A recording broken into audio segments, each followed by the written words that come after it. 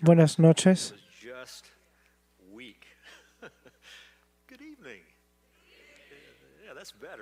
Eso está mejor.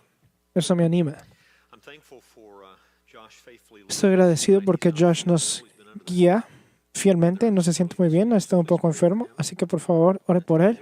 Que el Señor le fortalezca y le ayude a sentirse mejor. Es una bendición tenerle que nos guíe esta noche en la oración. Estamos agradecidos por eso. Efesios capítulo 2 es donde estamos esta noche. Si usted quiere ir ahí, Efesios capítulo 2.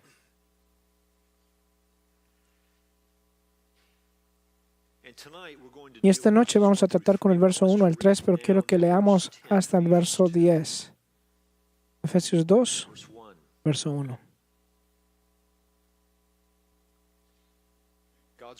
La palabra de Dios dice, y Él os dio vida a vosotros que estabais muertos en vuestros delitos y pecados, en los cuales anduvisteis en otro tiempo según la corriente de este mundo, conforme al príncipe de la potestad del aire, el espíritu que ahora opera en los hijos de desobediencia,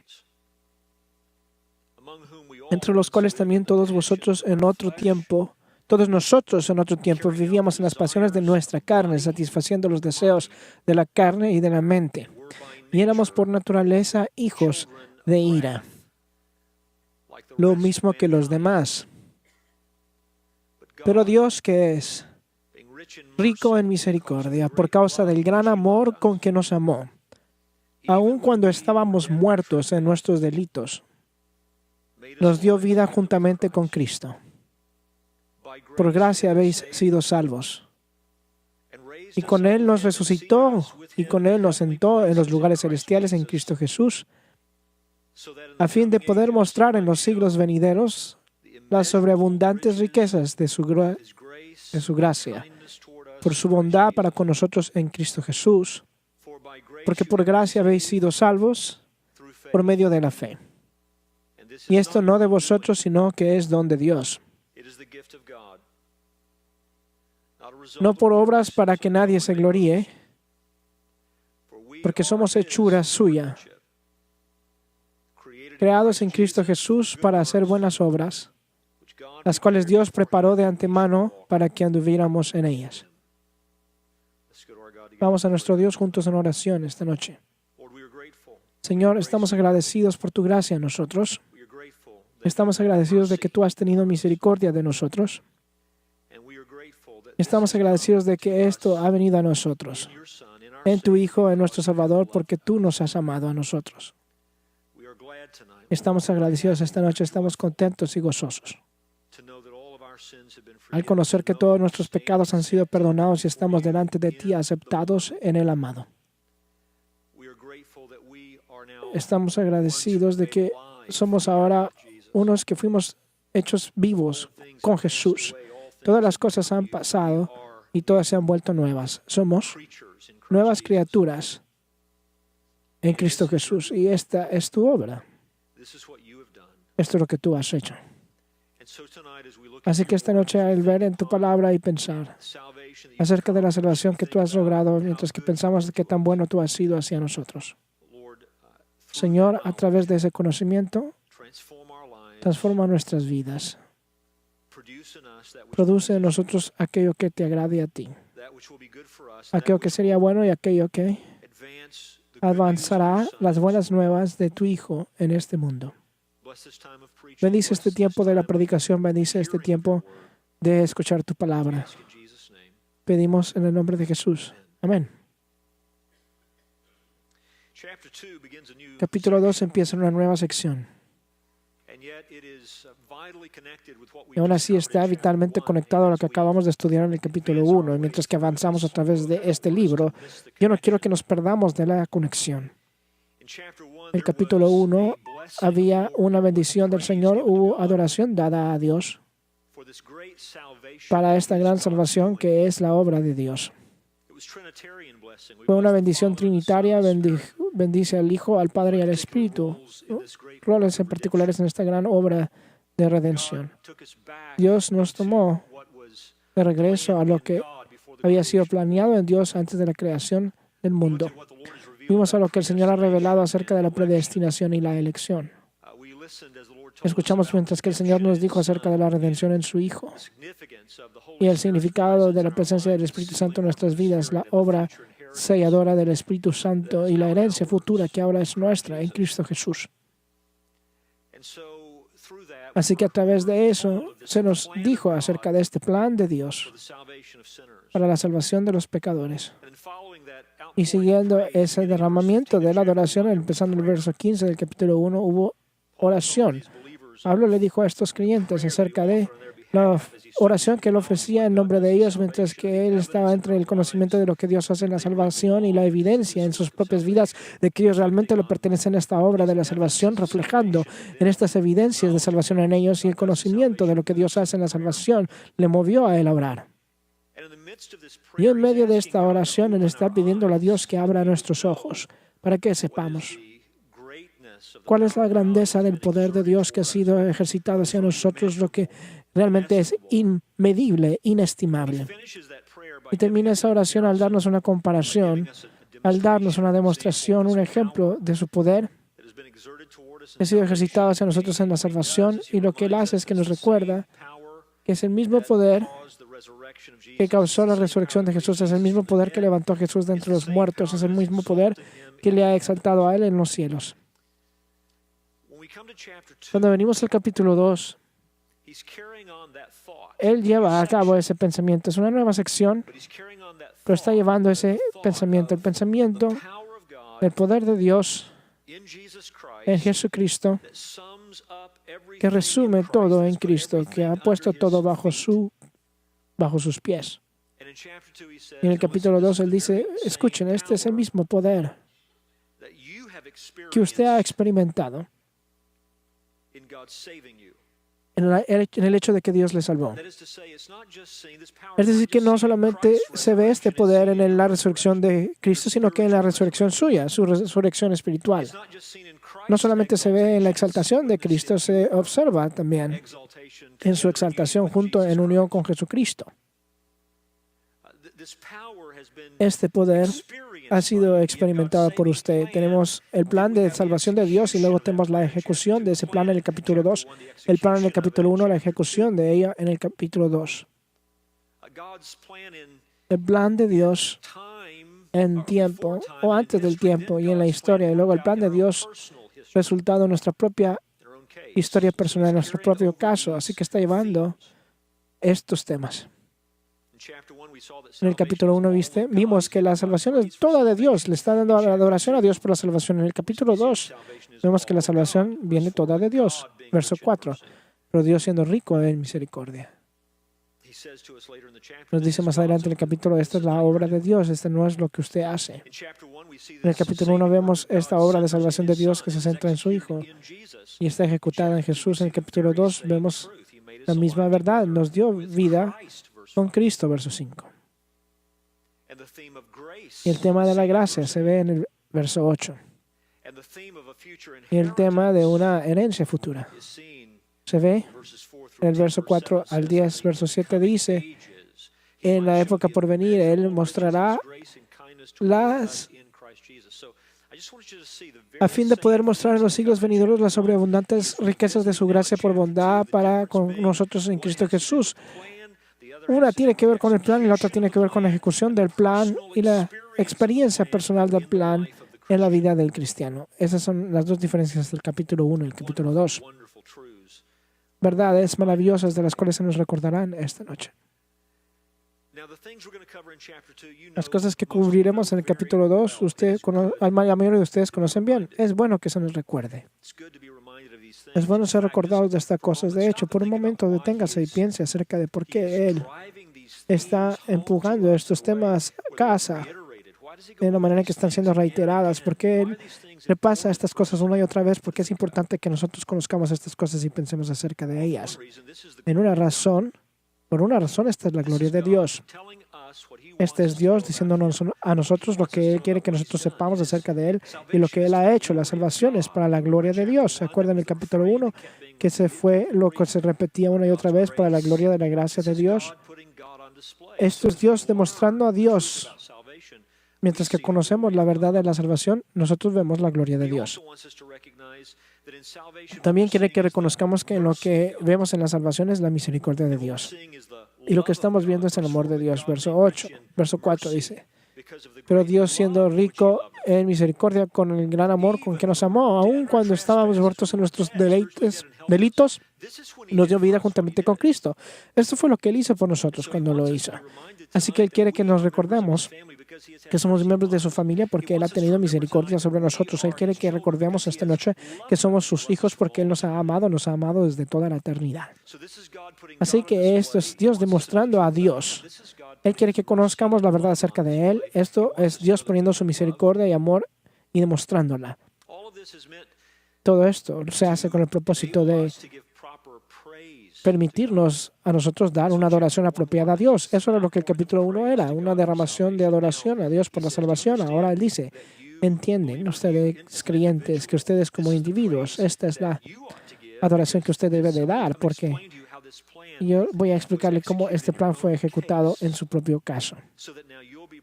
De tal modo que usted ahora estará preparado para darle adoración a Dios por lo que Él ha hecho en su propia vida. Es como que tenemos un punto de vista deficiente del problema del hombre. Luego tenemos un problema deficiente de la obra de salvación de Dios. Y el resultado de eso es un punto de vista deficiente del agradecimiento y la adoración de la cual Dios es digno. Así que un punto de vista insuficiente del pecado del hombre, la doctrina del pecado lleva a un punto de vista insuficiente de la doctrina de la salvación, lo que lleva a un tipo de adoración insuficiente. Así que mientras que estas verdades están siendo empujadas a nuestros corazones y realmente entendemos cuál era nuestro dilema, y luego realmente entendemos lo que la obra de liberación de Dios fue, entonces nuestros corazones están siendo llenados con adoración y acción de gracias y agradecimiento por lo que Dios ha hecho, y la adoración es más apropiada.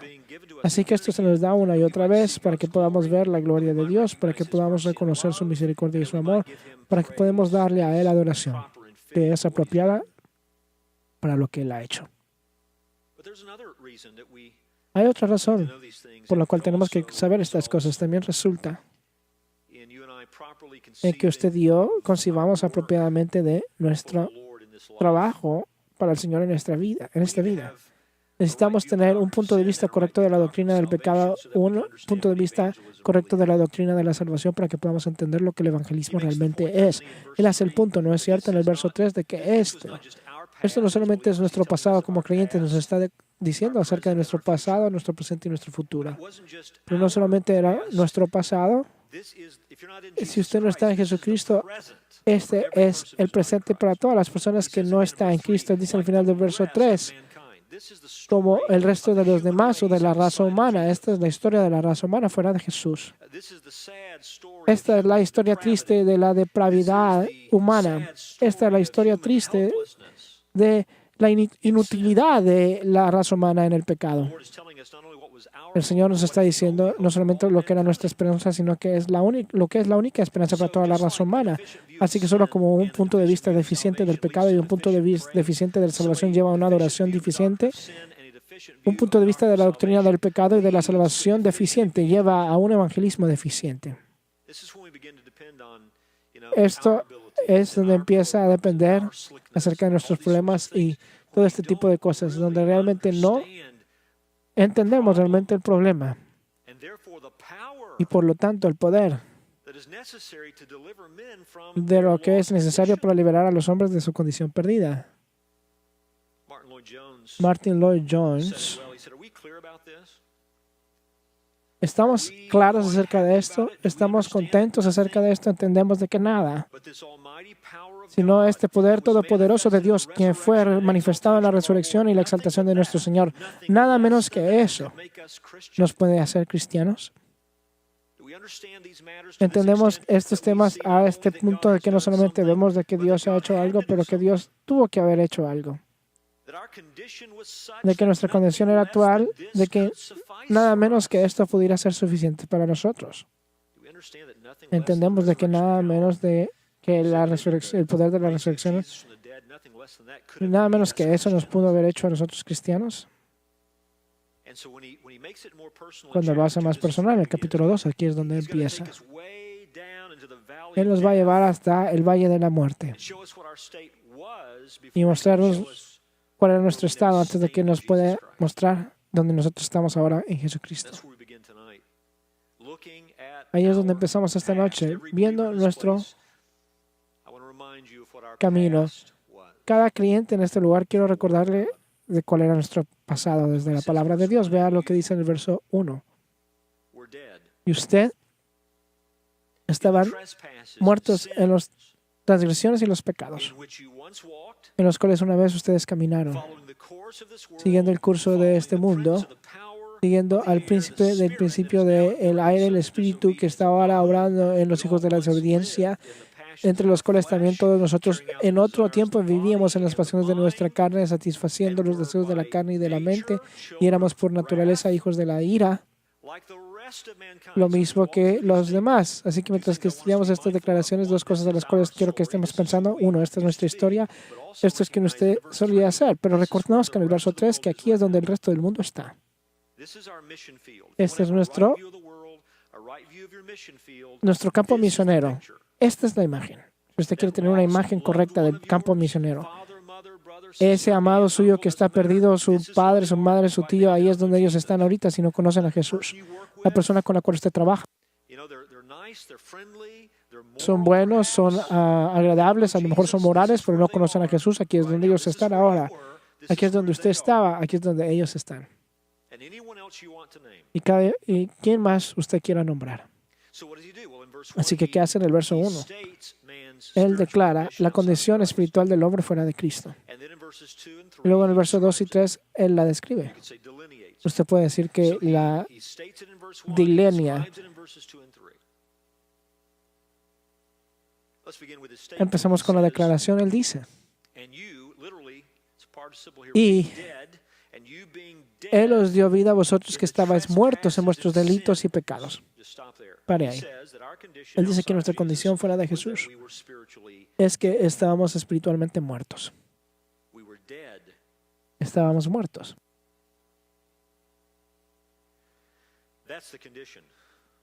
Esa es la condición. Es obvio que la muerte de la que habla aquí no es una muerte física, porque Él está hablando acerca de las personas que una vez caminaron en un cierto camino y siguieron un cierto principio, y hubo un tipo de guerra que estaba sucediendo en sus vidas. Estaban viviendo de acuerdo. Estamos viviendo de acuerdo a las pasiones de nuestras carnes, llevando a cabo los deseos de la mente y el cuerpo. Estamos funcionando físicamente, pensando, respirando, hablando, relacionándonos, trabajando, casándonos, dados en casamiento, criando hijos. Estamos funcionando, pero estábamos muertos. Espiritualmente muertos. Los muertos que caminan. Juan Calvino dijo esto, no quiere decir que simplemente estaban en peligro de muerte, pero él declara que era una muerte real y presente bajo la cual ellos laboraban. Una muerte espiritual no es nada menos que el estar separado en el alma de Dios. Si usted pregunta qué quiere decir al decir que está muerto espiritualmente, Calvino lo acaba de identificar. Él quiere decir de que estábamos apartados de Dios, no teníamos comunión con Dios. Calvino continúa diciendo esto. Todos nacimos como hombres muertos y vivimos como hombres muertos hasta que seamos copartícipes de la vida de Cristo.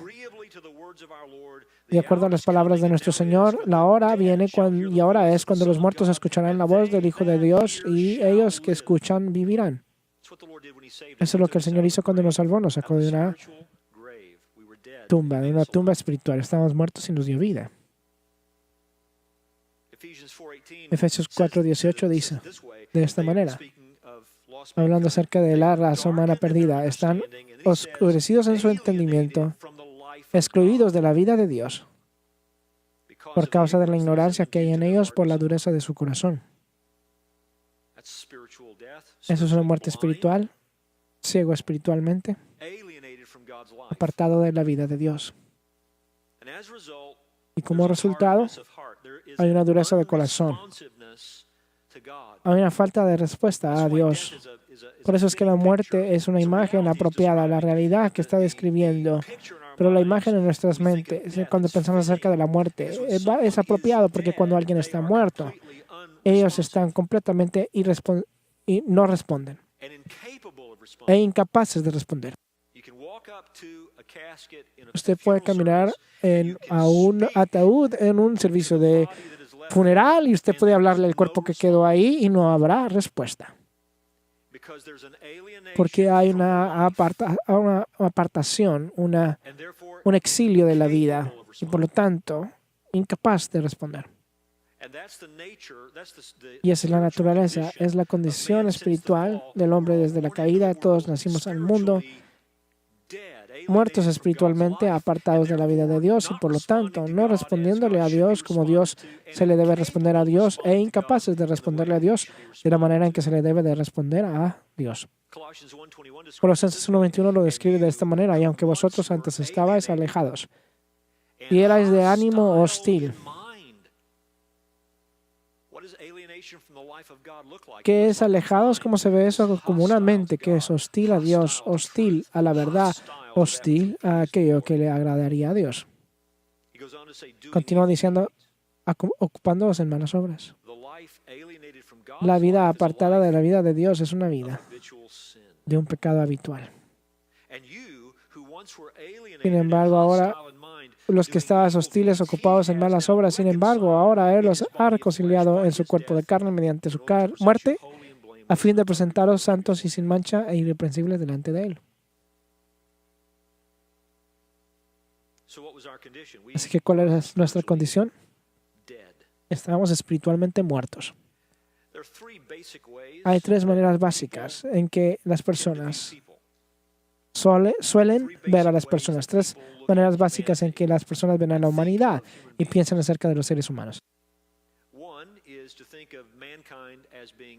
Uno es pensar acerca de la raza humana como algo saludable, básicamente buena. Todos hemos escuchado esto en un momento u otro. Todos son básicamente buenos, tienen un buen corazón. Los hijos son dulces e inocentes, no son pecaminosos. Son básicamente buenos. Así que este punto de vista de la humanidad dice que si tomamos a las personas y las ponemos en el ambiente correcto, si les damos la instrucción correcta, lo ponemos en el ambiente correcto, los rodeamos del tipo correcto de maestros y mentores, no movemos malos pensamientos en ellos y sentimientos en ellos al no darles lo que alguien les ha dado. Si hacemos este tipo de cosas, el mundo estará bien, las personas se llevarán bien, la paz gobernará y reinará porque las personas son básicamente buenas y quieren hacer lo correcto. Ese es un punto de vista de la raza humana, el tipo de utopía. Les digo, amigos, si usted está sensitivo a este tipo de mentalidad y usted escuchará ese tipo de cosas todos los días. Escucharé reportes de noticias acerca de cosas horribles que están sucediendo. Por mucho tiempo estábamos escuchando lo que sucedía en el Medio Oriente con todos el Islam radical. El verdadero problema es que los Estados Unidos tienen demasiada presencia y el problema es que tratamos de exportar nuestra manera de vida a todo el mundo. Si eso es cierto o no es cierto.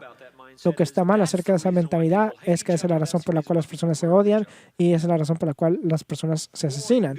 Usted puede ir a Ferguson, Missouri, y decir, el problema ahí es la pobreza. Así que si podemos deshacernos de la pobreza y asegurarnos de que todos tienen lo que todos los demás tienen, este tipo de cosas no sucedería. No es cierto. No es cierto. Pero ¿de dónde viene esto? De la idea de que las personas son básicamente buenas. Tiene que ver entonces que ser el ámbito en que ha sido puesto. Tiene que ser de que nosotros estamos haciendo algo mal para hacer que ellos actúen de esa manera. El hombre básicamente está sano. Él no necesita la redención, no necesita un redentor. Él no necesita ser transformado. Él ya tiene lo que necesita para ser lo que el hombre debe de ser. El segundo punto de vista del hombre es que ellos están básicamente enfermos. No saludables, enfermos. Esto admite de que el hombre tiene un verdadero problema, de que hay una enfermedad en este mundo. Algunos pueden estar de acuerdo de que esta enfermedad es pecado, pero lo que hace a este punto de vista distintiva es de que el hombre ha caído, el hombre ha ha hecho algo malo, pero él no está tan mal de que no puede hacer algo para arreglarse a sí mismo. Si se le da el mensaje correcto, la medicina correcta, el protocolo correcto, si se le dan los pasos correctos de habilitación, rodearlo de ayuda apropiada, él va a querer hacer lo que es correcto. Va a querer participar en el proceso que le ayuda a él. Esto básicamente dice que todo el mundo realmente está deseando el Evangelio y si solo les damos el Evangelio a ellos, entonces está bien, esto es lo que el hombre quiere. Él simplemente no lo quiere, no lo sabe. Él lo recibirá agradecidamente y responderá positivamente a ello. Así que el primer punto de vista del hombre dice que él no realmente necesita la redención. El segundo punto de vista dice que sí necesita un redentor, pero no está tan mal de que él no puede de alguna manera ayudarse a sí mismo o tener una parte en su redención. Jesús ha hecho suficiente para proveer el camino de la salvación y el hombre tiene que encontrarse con el camino de Jesús con su propio trabajo, aun si ese trabajo se ve como simplemente creer. Él tiene lo necesario para tomar ventaja por lo que Jesús ha hecho por el hombre y tener una parte en ayudarse a sí mismo. Y luego el tercer punto de vista y es el bíblico. Es mucho más radical.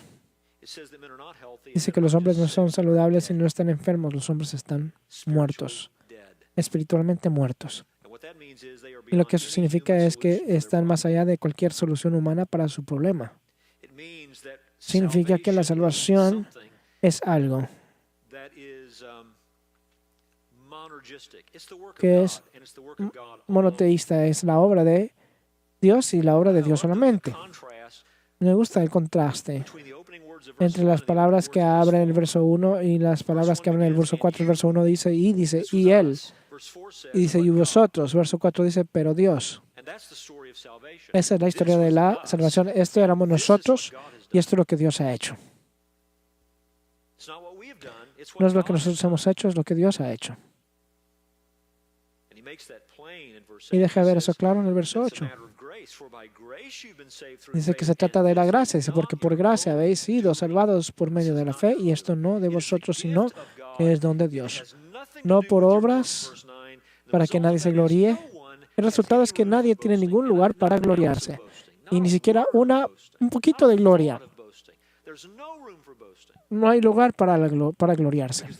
Porque esta es la obra de Dios.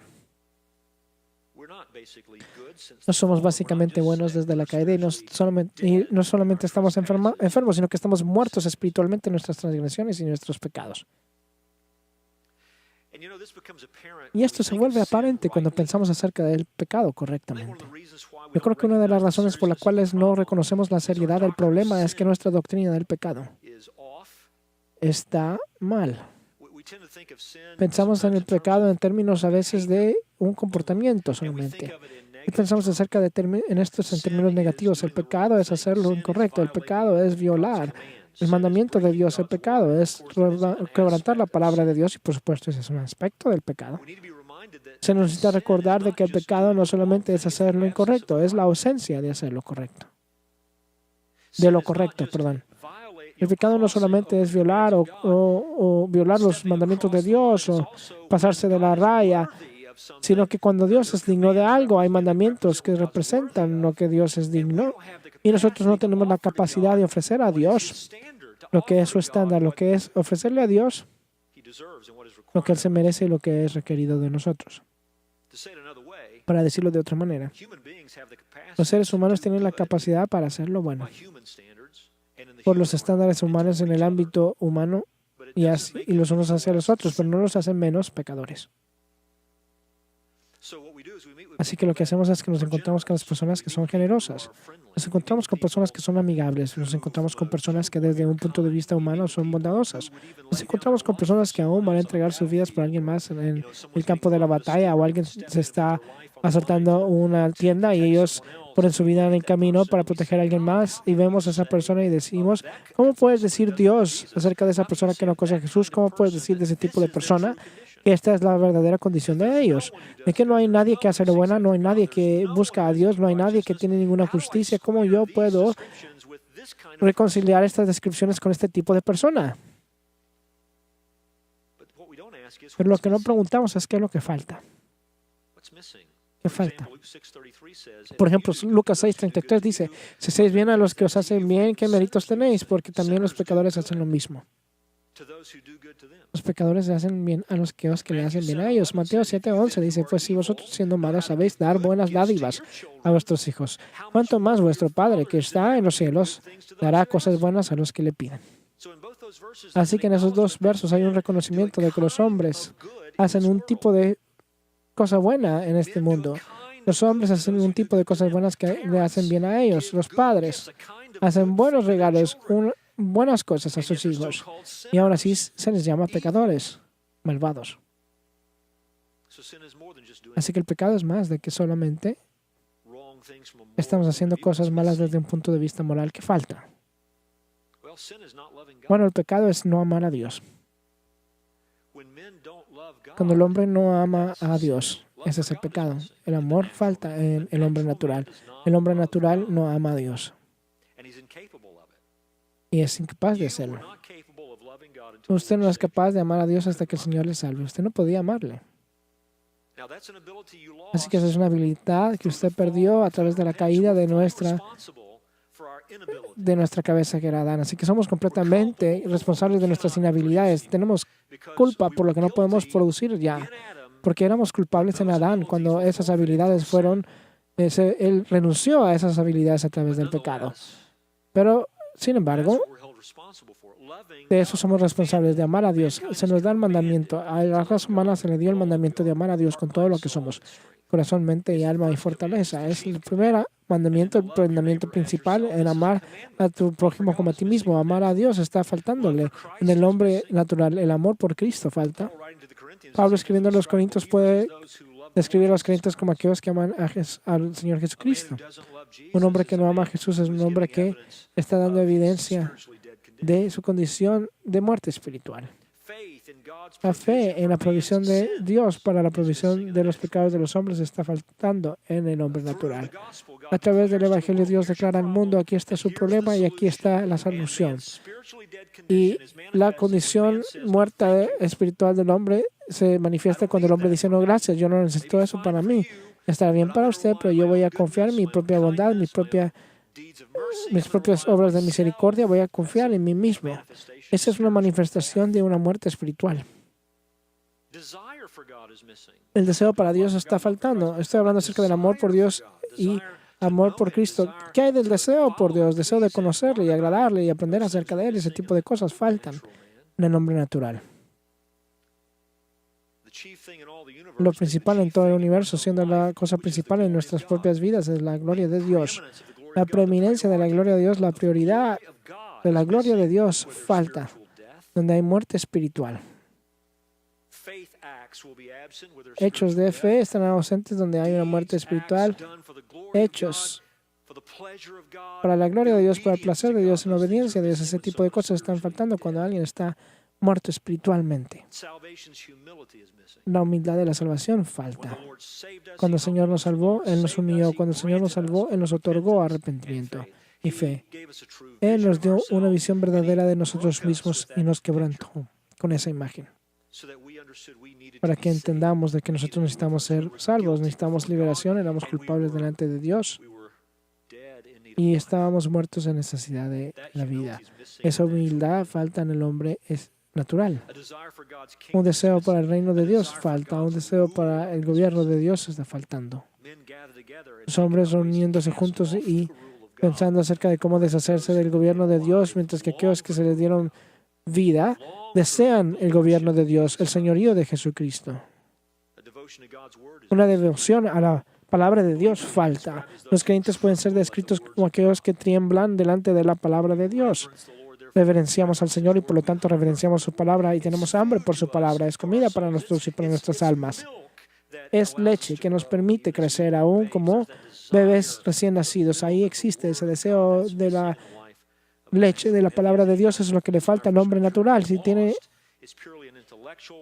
algún deseo de la palabra de Dios, es intelectual, no es amor por Dios, no un deseo por Dios. A lo mejor una de las evidencias principales es que una falta de creencia en que el hombre está perdido falta. una creencia de que la raza humana está perdida y en necesidad de vida y de salvación. Eso le falta al hombre natural, una carga para la salvación de otros. Falta. Una de las evidencias más grandes de que usted y yo hemos sido dados vida es que reconocemos que este es el estado del resto de la raza humana. ¿Cómo serán salvos sin las buenas nuevas de Jesucristo, sin que sean proclamadas a ellos? Nos importan ellos, entendemos su verdadera condición.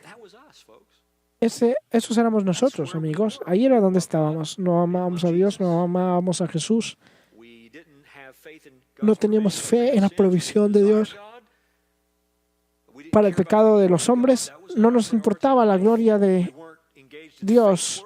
No estábamos involucrados en obras de la fe, no éramos humildes. No deseamos el reino de Dios, que Jesús gobernara sobre nosotros. No estábamos devotos a la palabra de Dios, no creíamos en nuestra propia condición perdida. Esos éramos nosotros. Así que estábamos haciendo obras malvadas, no solamente al fallarle a los mandamientos de Dios en términos de comportamiento moral, pero estábamos involucrados en obras malvadas en que nuestras vidas no tenían Dios. ¿Cómo llegó a suceder esto? Estaban muertos en las transgresiones y el pecado. Sus transgresiones y pecados.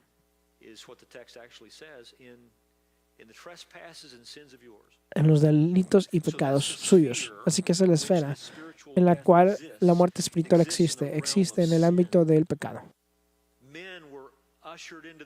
El hombre fueron traídos a esta condición muerte a través del pecado del hombre.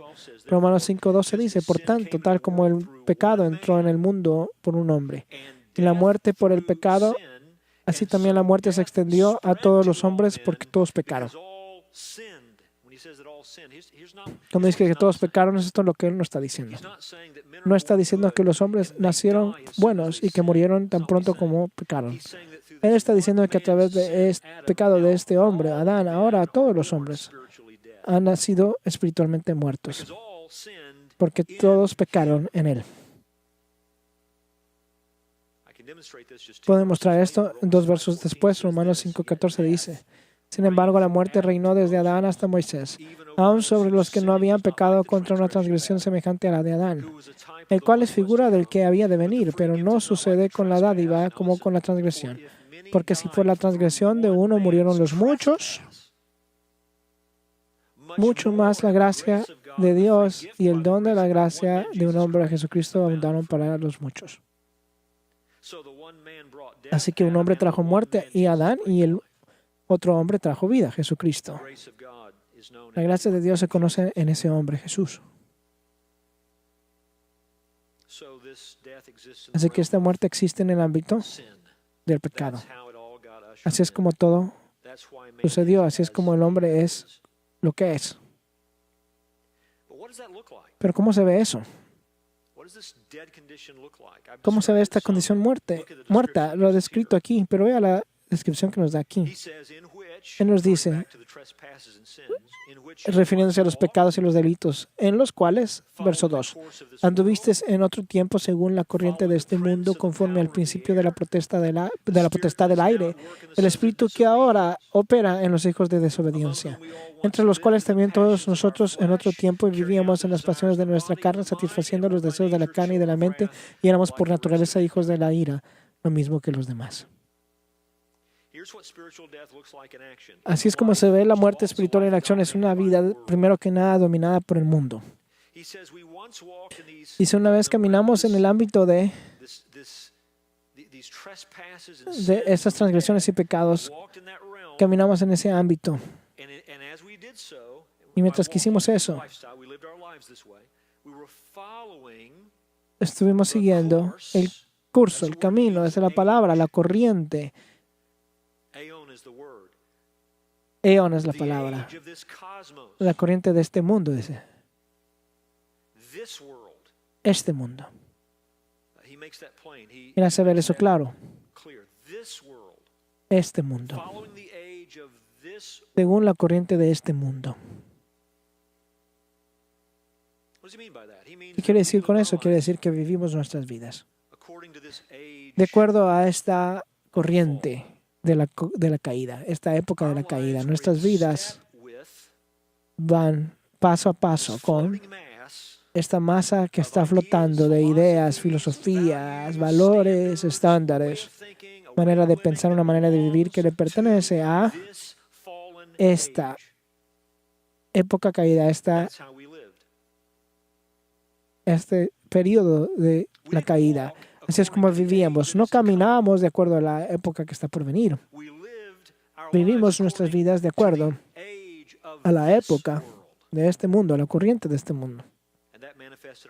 Y eso manifestó nuestra muerte espiritual. Ken Hughes dijo esto, dijo, aquellos que no tienen a Cristo son cautivos a el sistema social de la época presente y malvada que está hostil a Cristo. Son esclavos a la cultura popular de los medios y la televisión y las modas religiosas centradas en el hombre. Los muertos espirituales están dominados por el mundo. ¿Reconoce usted que hay un mundo que le pertenece a este mundo? Tiene variedad. Y aún así todo es igual. Tiene variedad. Y lo que siempre tiene en común es este deseo de echar afuera el gobierno de Dios.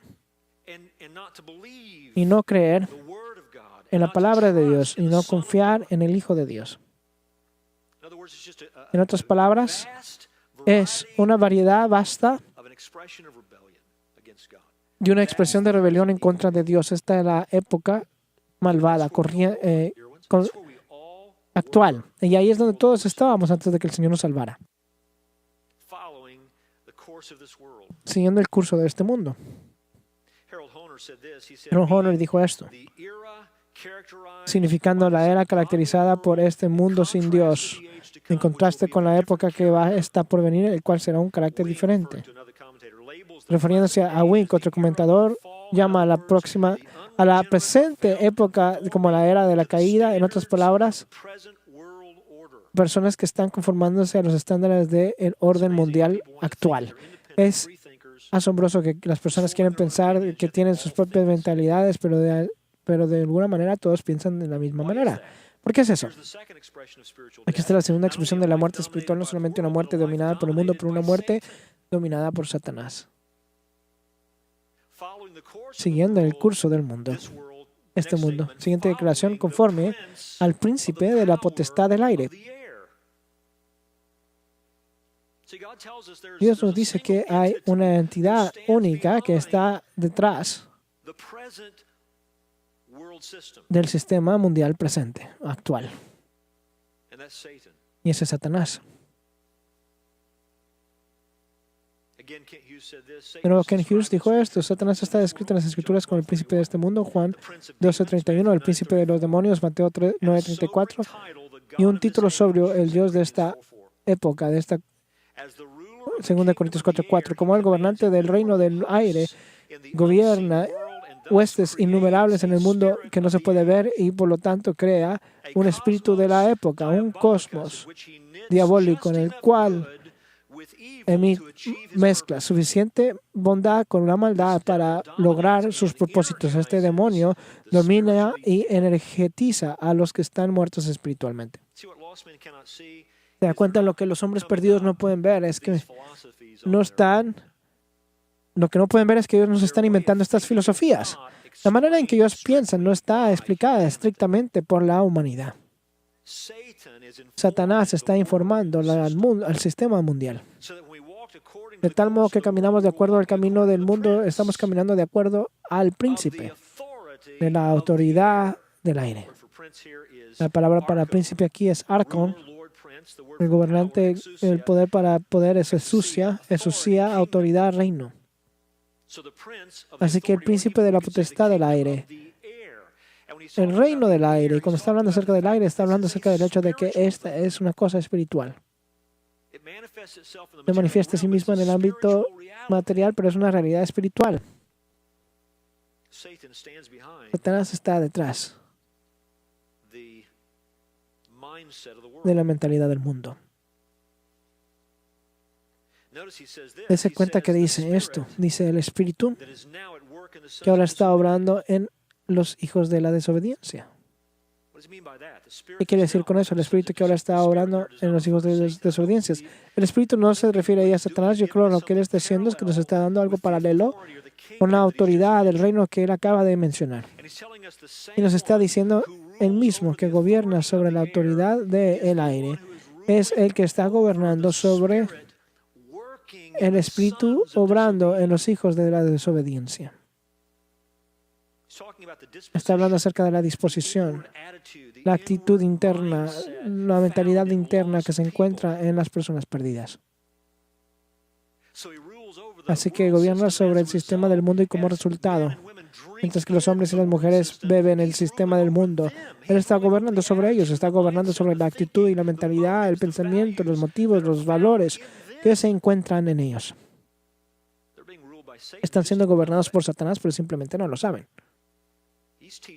Él les está enseñando, Él los está informando, Él está energizándolos, Él está alimentando la manera en que piensan, alimenta la manera en que ellos viven, ellos simplemente no lo saben. Y dése cuenta como toda la humanidad perdida, estos éramos nosotros. Dése cuenta como toda la humanidad perdida está siendo descrita como los hijos de la desobediencia. Es una manera hebrea de decir alguien caracterizado por la desobediencia.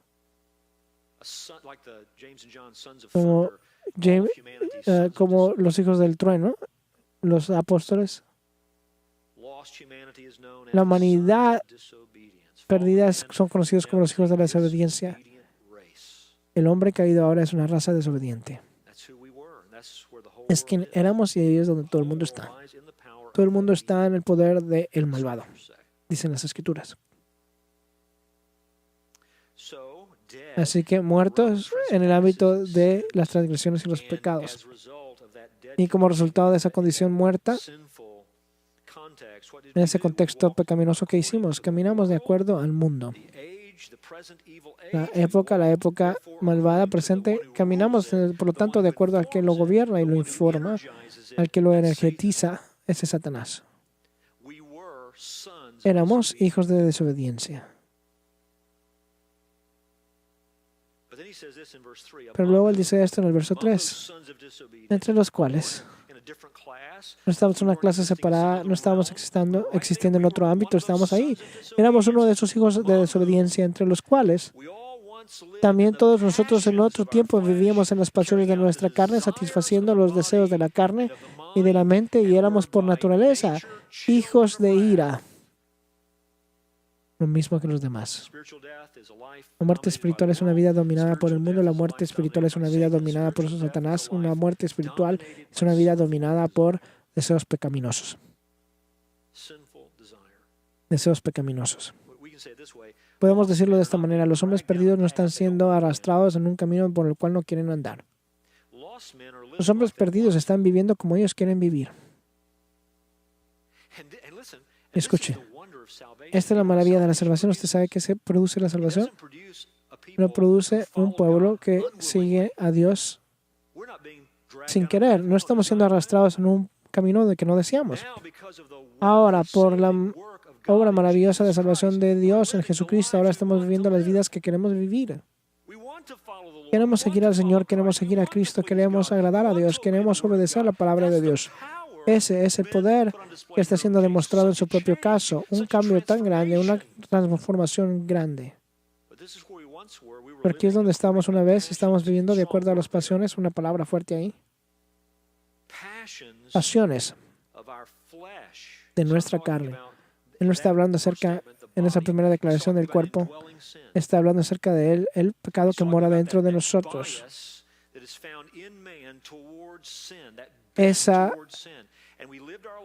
Ese deseo que se encuentra en el hombre por el pecado y vivimos nuestras vidas una vez supliendo la necesidad de ese deseo. Involucraba a nuestros cuerpos, llevando a cabo los deseos de los cuerpos, guiados por los impulsos representados en nuestras vidas y también los deseos de la mente. Esta caída es radicalmente, por naturaleza, ha afectado todas las partes del hombre. Él está pensando, su manera en que piensa y su naturaleza física y su condición espiritual, apartado de la vida de Dios, empujado al pecado por sus pasiones. Y en esa condición, la única relación que teníamos a Dios está siendo descrita ahí. Éramos por naturaleza, por nacimiento, hijos de la ira. La palabra para hijos es una palabra que habla de una relación cercana a los padres. Teníamos una relación a Dios y una relación a su furia. Es un pensamiento que asusta, porque si usted le habla a el alma perdida promedio que dice tener algún tipo de fe en un Dios, ellos creen que ellos tienen una relación con Dios. Lo que no pueden ver, lo que no saben es que la única relación que ellos tienen con Dios es una relación a su ira. Están destinados para su ira, y lo merecen. Merecen su ira por virtud de su propia naturaleza.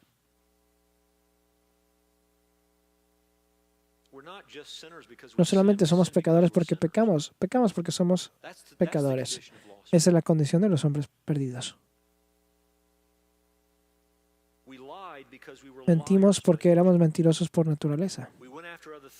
Perseguíamos otras cosas porque éramos idólatras por naturaleza.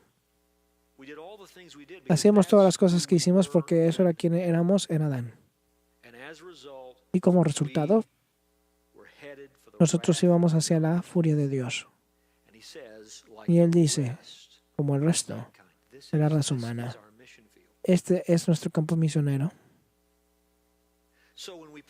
Así que cuando recogemos un montón de tratados para ir al trabajo, ir a la escuela o ir a una visita en los sábados o cualquiera que sea el caso, yo me pregunto, ¿nosotros concebimos correctamente de cuál es la situación? Cuando usted piensa acerca de el miembro de su familia que no conoce a Jesús, usted piensa acerca del amigo que no conoce a Jesús, ¿está usted pensando claramente acerca de cuál es la situación? Ellos no están saludables y no solamente están enfermos. ¿Qué están? Están muertos. Y porque están muertos, están dominados y esclavizados. ¿Qué está dominando sus vidas? El espíritu de la época, la corriente de este mundo, lo que es decir que hay una persona que está detrás de él. ¿Quién está dominando su vida? Satanás.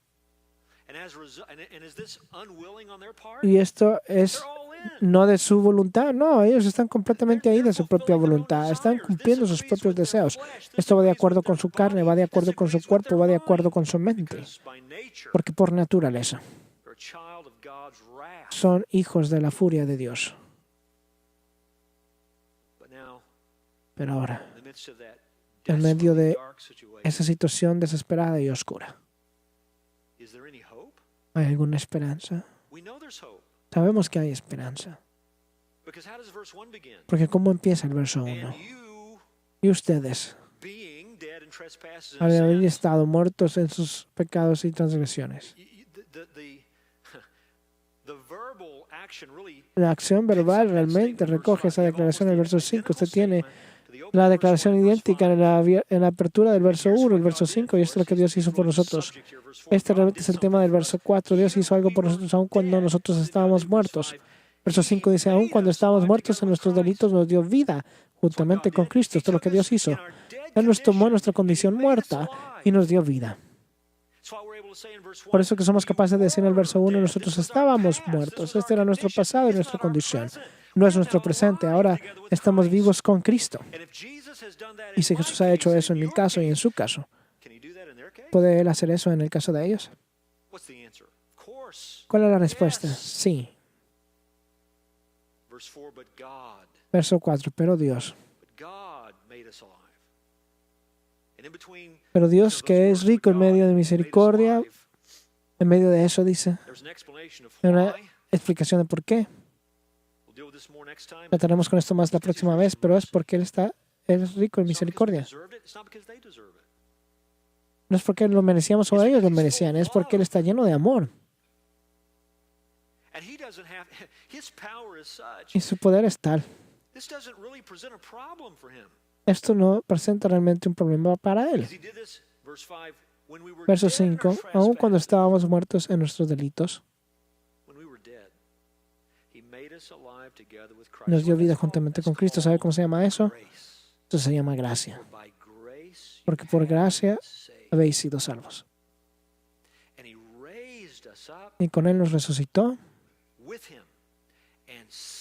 Y con Él nos sentó en los lugares celestiales en Cristo Jesús.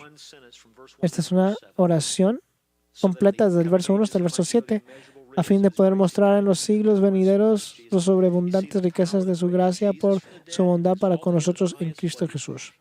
El poder que levantó a Jesús y lo exaltó hasta los lugares más altos es el poder que lo levantó a usted entre los muertos y lo sentó a usted en los lugares más altos. ¿Acaso es una razón para adorar? ¿Acaso es una razón para darle a Él gracias? ¿Acaso eso informa nuestra misión?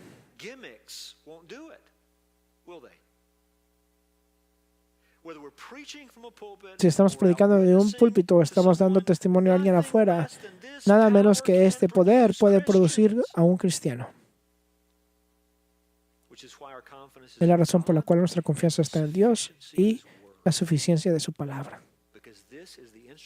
Porque este es un instrumento que Dios ha usado para obrar con y a través para salvar a los pecadores. La palabra de Dios, dando el poder del Espíritu de Dios. Y Dios mueve eso en el corazón de aquellos que escuchan, abre sus corazones, abre sus ojos y les da vida y los levanta junto con Jesús. Esa es la salvación. Esa es nuestra esperanza. Hablaremos más acerca de esto la próxima vez. Oremos. Padre en el cielo, gracias por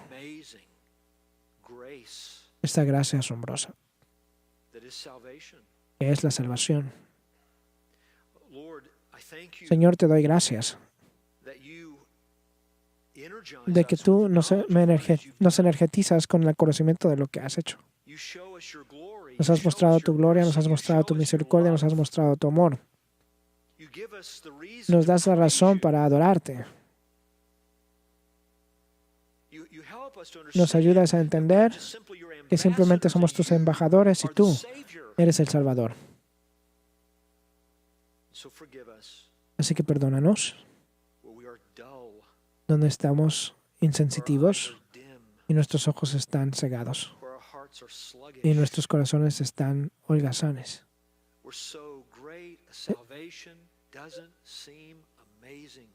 Donde la salvación no parece ser algo asombroso para nosotros, perdónanos y revívenos. Enséñanos de nuevo lo que es que tú has hecho. Y otórganos la valentía para salir en un mundo perdido y moribundo con una carga en nuestros corazones para los pecadores, sabiendo lo que tú has hecho en nuestro propio caso. Déjanos salir valientemente para compartir a Jesús y déjanos observar lo que tú haces mientras que tú reúnes almas para tu reino. Pedimos estas cosas en el nombre maravilloso de nuestro Salvador precioso y nuestro Señor y Rey, Señor Jesucristo. En su nombre oramos. Amén. Pongamos de pie juntos. Ahora es muy fácil evangelizar.